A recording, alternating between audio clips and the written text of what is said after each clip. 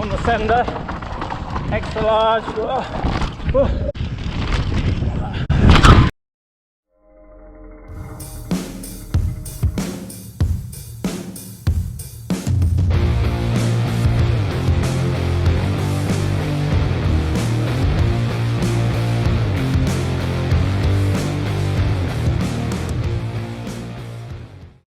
This video is sponsored by you guys. As far as I know, this is the only independent, crowd-funded, well, credit card funded MTB review channel online.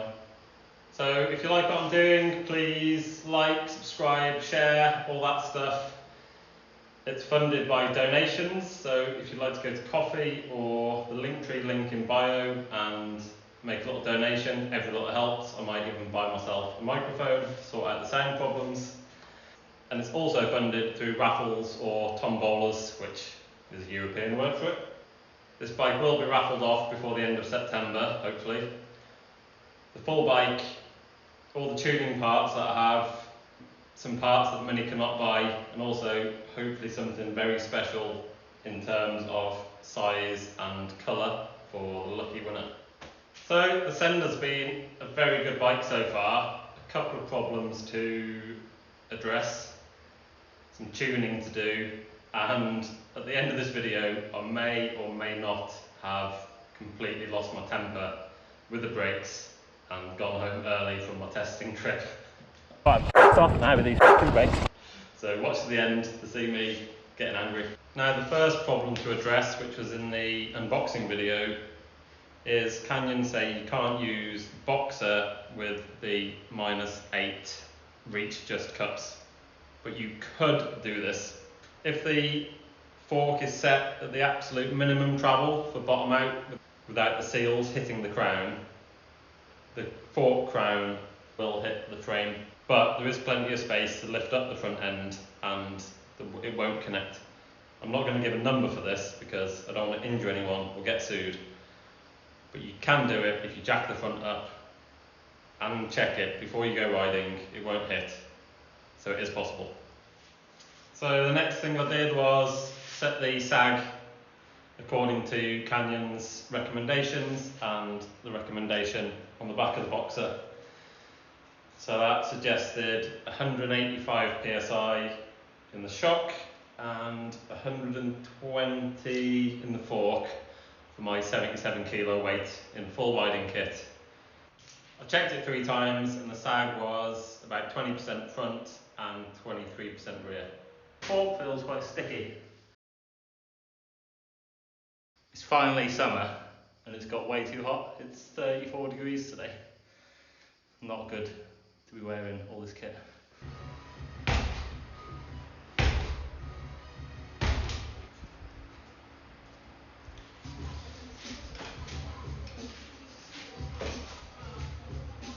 .57 mil out of 75.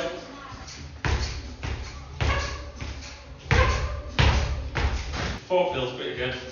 164. 4 tokens. So to me the front seemed pretty good. I normally aim for 18% front, but more like 28-30% rear, so I reduced the rear shock pressure a little bit and went riding.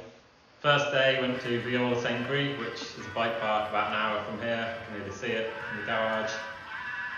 Met up with the boys, including Phil Atwell. And long story short, way too soft to ride hard. So stuck 4 tokens in the fork, there was 0 to start with. There were 2 tokens in the shock. And we quickly and easily, next to the camper van, popped the shock open and added another token to make 3, which is the maximum. What's that chamois doing? That's a rag, you want to use that? It looks way I've got my better. own rag, mate. The comments, mate, if you use that till you get the shock off, you're going to be way better than a towel. I can smell it from here. I feel like Will's sweaty crotch rag. So we're just doing some simple basic bike setup. It's very easy to do with no tools, except a vice on the floor. Because none of us are strong enough to get the air can off. Which way is it? Right, tighty, lefty, loosely. Oh, she's slipping though, isn't Oh, she? she's slipping. Imagine paying £6 grand for a bike. I just did. You did? I actually bought it. Fuck that. Take 2. Removal of the thing. Anti-clockwise. Lefty loosey. Oh, nothing. right, your son, yeah. Is that, what about this? Is that a grub screw, mate? Holding it on? No, it's a rebound knob. I so wanted to be right, that would have been amazing. It's not moving at all. It's because of my grub screw idea. It's beading up on his forehead as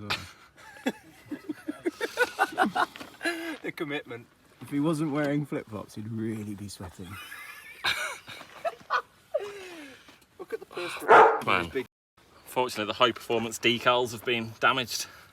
Hopefully that won't affect it on the trail. It's not going to be nearly as fast now. We had Why do people do this to us? Lucky we had the vice. Yeah. Otherwise this would be a really difficult job. Luckily this high performance downhill bike does come with the light compression tune, which is exactly what we're after for high speed downhill. Now the sticker's destroyed. So after that stupid, non-advisable putting the shock body in a vice to try and get it open, we did try many other methods before that, between 5 of us. We just couldn't get it open, super tight. But then we gave up, and then Phil Atwill did manage to open it with his bare hands, but I'm pretty sure we did loosen it with the vice. Then went right in. The rest of the day was great after the 3rd and 4th runs, though all of the O-rings from the main rocker link had fallen out. 3rd run at the amazing Viola St. Gree bike park, and my ring is hanging out. So I did publish that on Instagram on my story, and I had more than 10 people contact me and say they'd had exactly the same problem. So this must be an assembly error, some people suggesting not enough grease or some other problem. I did contact Canyon about this week, and they replied very promptly, and there's a new O-ring kit in the post within less than 48 hours, so that's good. Carried on riding through the day, ended up adding more and more pressure to try and get the stability that I wanted, and closing the compression more and more, ended up with it all fully closed. The fork was pretty good, the rear was still a bit soft. And next day went to Praloop in France for some more riding. Now, been struggling a bit to get this set up. Because I started with like 18% front sag, 30% rear. It's sort of normal start for me. And I've had to just keep inflating it to get some support. So now I'm on like 10% front sag, about 18 rear, which is way too hard really. But I've had to do that to get some support, because even with the compression fully closed, so the fork's not too bad, but cylinder braking and hitting big holes, a bit soft. You can't really commit to the front wheel, and the rear is just way too soft, I think, in my opinion. And it is the light tune on the extra large downhill bike, and I haven't been riding hard. I've just been cruising some bike parks. Yeah, how do you know the compression's too soft? Well, I believe it's too soft on the fork if you're on the brakes and it's smooth downhill, and the front's diving too much. Too much is obviously subjective or objective, I can never remember which one. But yeah, I have to lean back a lot under heavy braking to try and keep the front up, which you don't really want to do. That's old school.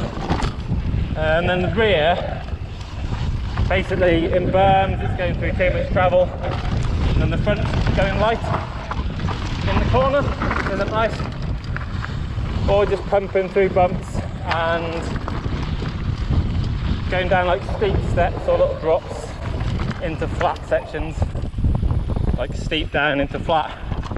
If you like feel your weight going back too much, that's because there's not enough compression on the shock. The bike is pretty stable now, but there's nowhere near enough sag, so I'm gonna have to do something to get more compression so I can run less sag, because sag is an integral part of the bike grip and the suspension, because if you don't have enough sag, you don't have the wheels dropping into holes. The reason for sag is so you're sitting in the suspension, so when you go over a hole, the wheel can extend into the hole and keep your wheel on the ground. You have to remember, suspension is not for absorbing bumps, it's for grip, keeping the wheels connected to the floor. But if you have to over-inflate the suspension to get enough support and keep the bike stable, then you don't have enough compression damping. So the bike's pretty stable now, but yeah, sag is 10% front, about 18 rear, which is nowhere near enough. Should be more like 18, 28, 18, 30, 20, 30.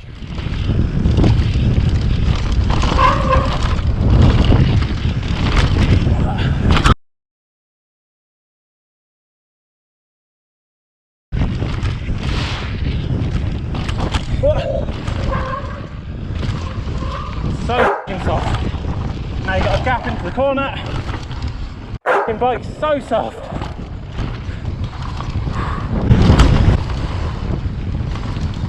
Apart from that, it's good, but I was going to do 2 days riding here, but I think I'm going to go home, get my NSR damper out of the Norco fork, which I snapped the lower bolt on the other day before I went to leave home. So I've got to get that out and get a new bolt, or borrow the bolt from the existing damper. Hope this works. Yes! Back in the game. Put that in, and hopefully can pick up a Cane Creek Kitsuma from Rulesman's mom sometime this week. Just to be clear, I'm not trying to say Super Deluxe is a bad shock.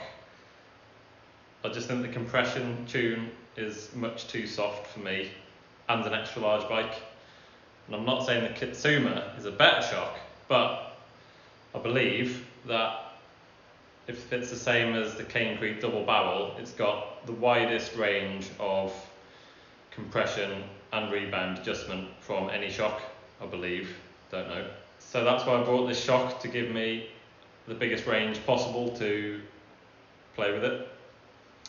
Obviously I could get this retuned, but it's August, Rulesman's away, everyone else who I've spoken to is closed for August, or they don't have the parts, or they can't get the parts, or they can't do it quick enough. So it's much easier just to buy a new shock online and go from there and see where we get to. And this is exactly why I'm trying to raise some funds to buy a shock dyno for checking the damping forces, and also a spring rate tester dyno for checking the spring rate. And no suspension or bike companies, as far as I can find, will publish any real data on the compression forces, rebound forces, and the spring curve. Sometimes you get a graph. Most of the time there's no markings on the axes, so it doesn't mean anything. Every time you get a new product or a new bike, you're starting completely blind. I'm sure the Super Deluxe is a good shock, but it might just be way too soft for me, or I think it is way too soft for me. If there's any data, I could compare it to another shock that I've had in the past that I liked, or you would know when it arrives, first thing I'm going to do, I need the hard tune or the extra hard tune, or I need this or that, and the spring curve looks like this, so I want to put this many spaces in to give you a good starting point. But I just always have the feeling that we just told the product is the best new product on the market, it's a nice new colour, or this or that, it's stiffer, but there's never any data to work from. So all I want is honesty. I'm not trashing anyone, I don't want to get sued, but I would just like this to be more open. Everyone will get a better bike, everyone would have more fun on the bike. I can't see any downsides to it myself. Bike. I think that was the 12th run in 2 days, and yeah, we've got some creaking and a bit of rattling. Could be the brake hose or gear cable inside the down tube.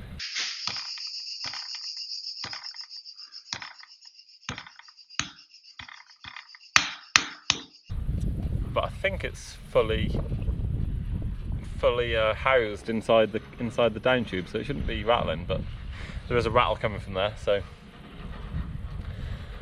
that needs sorting out. And I put some really stupid handlebars on it, which are actually really good, even though they're ridiculously high. It feels great on the steep sections, and the bike feels great size. So yeah, pretty good so far. Not too much to complain about. And this isn't bad either. The same as the codes on the Norco. Just at the end of the run, just nearly back to the bar, even though they're completely maxed out on the adjusters, as far out as possible. And then the back one, just pulling back to the bar, nearly to the bar now.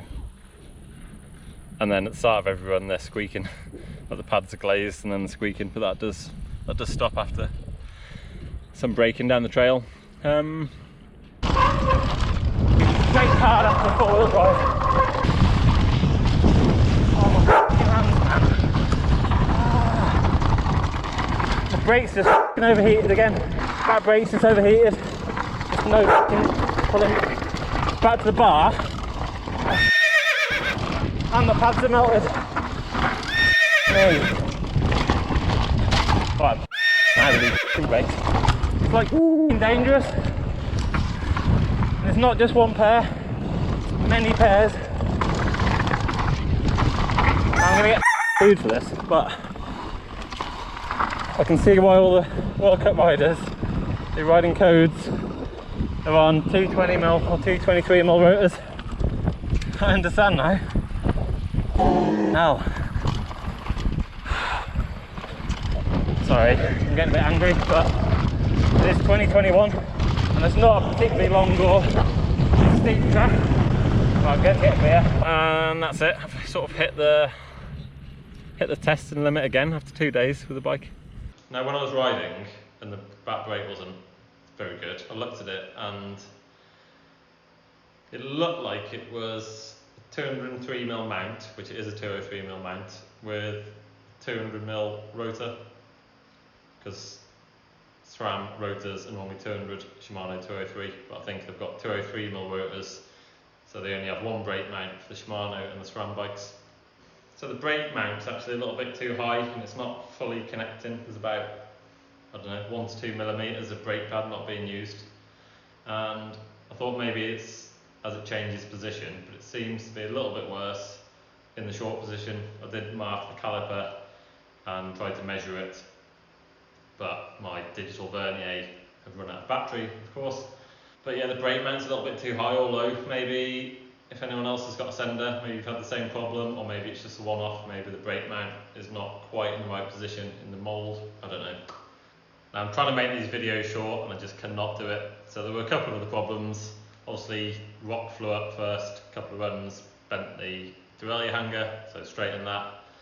The down tube guard, I'm sure it's starting to open out a bit more. It's not as flush as it was when the bike arrived, I think, so I'm keeping an eye on that. And the only final problem is, and someone messaged me about this, saying their bike came with the chain guide not quite mounted correctly and it was hitting the swing arm. And I checked mine, and mine's also been doing the same. Not as bad as the guy who contacted me on Instagram, but the chain guide's a bit too far back, and when the suspension goes down, it does scratch the swing arm. That's it. I can't moan anymore. I'm so negative. If you're wondering why the whole video the bike's been in pieces behind me, that's because I'm stripping it down to retune it.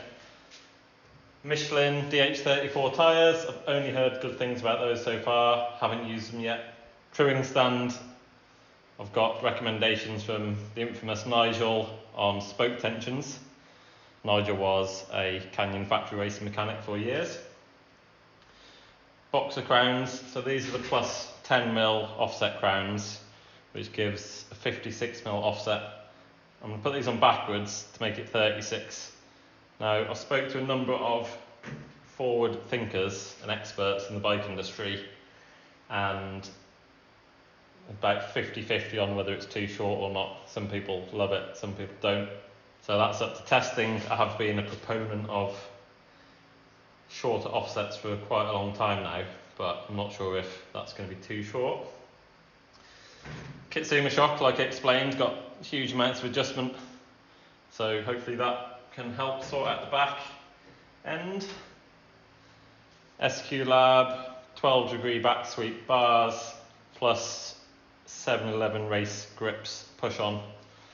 I don't think lock-ons are a good idea at all. I don't like them, so these are going to be pushed on and glued on. We've also got more sweep.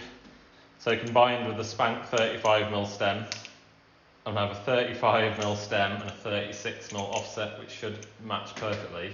And then these bars should line up completely central with the steel tube axis, hopefully. I have done this before on my Nikolai last year. Mudguard, mostly to keep the fork seals clean and running better and needing less servicing. So I've got this RRP Pro Guard. This is very special. This is almost a money can't buy product. This is a Nigel, again, NSR Racing custom damper. This exact one may or may not have been ridden by a certain pro at the last couple of World Cups. BYB telemetry. Now, I've used this a few times before, and I've learned so far, well, I haven't learned much so far, but I've learned I can get the bike to about 90% of what I want before I need to put that on. So now it's time to put that on. It's got potentiometers for the front and rear shock, brake sensors, speed sensor, vibration sensor, accelerometer in there, GPS. I've stuck my GoPro mount to the front of it. What else we got? One Up EDC tool. It's a downhill bike part bike, so normally you're not carrying a bag with tools. I think it's a good idea to just take the tool in case you have a little crash and you want to straighten your brake levers, handlebars, maybe the forks are twisted, which is quite common in little crashes. So you can crack open the crown bolts, straighten it up, keep riding. I'm going to put the tyre plug attachment on that in case you get a puncture, and you can try and fix it on the side of the trail and get to the bottom of the run, hopefully with some air left. Marshguard race plate, so I'm going to a race next week. Bought some of this Subaru, no affiliation with any of these brands. I've either bought this myself or it's turned up when I was working at Pink Bike or previous jobs. Subaru, great mounting solution for lots of things. I'm going to use that for some of the mountings on the telemetry. 220mm prototype rotor from Hope. It's also extra thick, so this is designed for the V4 calipers instead of using the vented discs. So last year I have been doing some testing for Hope, and this is one of the products I've got. So this is for the back of the bike to try and improve the heat management on that code that I was struggling with. I'm also going to go and buy some Galfa purple pads, which I've used on Hope before, and I know they're really good and much better than the standard red Galfa pads.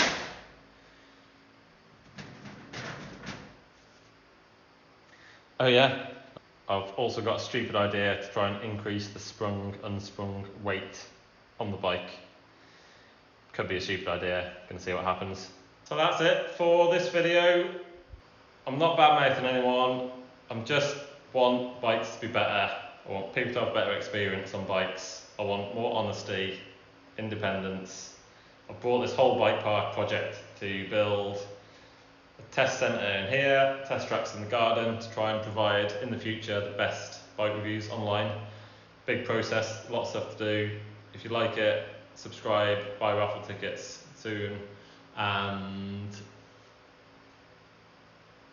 if you want, go and give me some money through Ko-fi or Linktree. It would help me out a lot because I'm paying for all this stuff. The current spend is over £7 grand on this bike, so bikes are bloody expensive. See you soon.